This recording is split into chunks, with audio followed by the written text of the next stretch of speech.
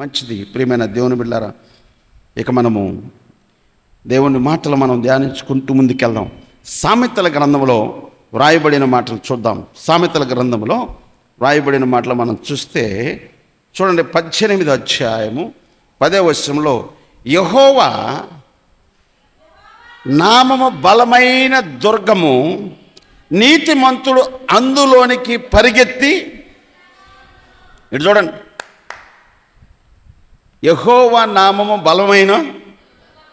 బలమైన దుర్గమంట, నీతిమంతుడు అందులోనికి పరిగెత్తి. ఇందాక దేవుని వాక్యాన్ని పట్టుకొని పరిగెత్తాడు. ఇప్పుడు యేసయ్య నామం బలమైన దుర్గము. యేసయ్య దగ్గరకు వచ్చిన తర్వాత మారుమనసు పొంది పాపాలు ఒప్పుకొని రక్షించబడిన తర్వాత, సంఘంలో చేర్చబడిన తర్వాత, అపోస్తుల బోధ, సహవాసము, రొట్టె విరుష్ట, ఎడతెగక ప్రార్థన చేస్తుంటే ఆ వ్యక్తి నీతిమంతుడే.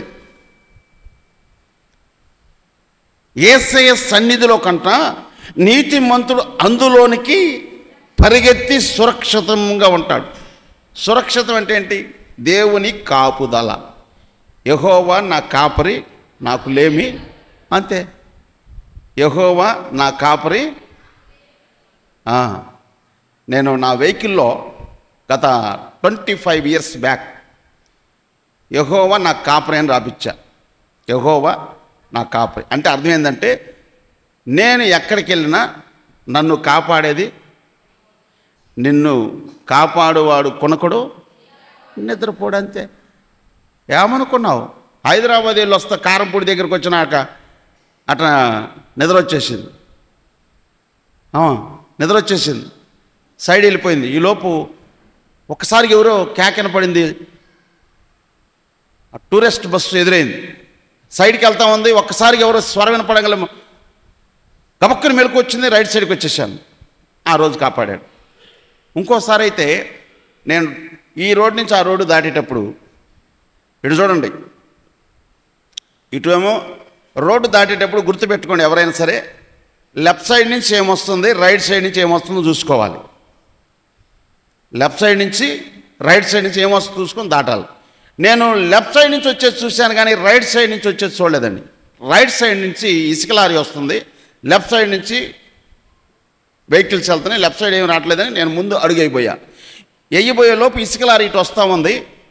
నేను రోడ్డు దాటబోయే లోపు ఒక ఆకాశంలో నుండి నాకు ఒక స్వరం వినపడింది, జోసెఫ్ జోసెఫ్. ఈ స్వరం వినగానే ముందుకేసి అడుగు ఎనిక్కి లాగే లోపు నా స్పీడ్లో ఇసుక లారీ నన్ను నా ముందు దాటుకుంటూ వెళ్ళిపోయింది. చప్పట్లు కొట్టు, హల్లెలూయా. ఆకాశములో నుంచే కానీ నేను స్వరం వినకపోయినట్టయితే ఈరోజు ఈ బలిపీఠం మీద నేను వాక్యం చెప్పేవాడిని కాదు.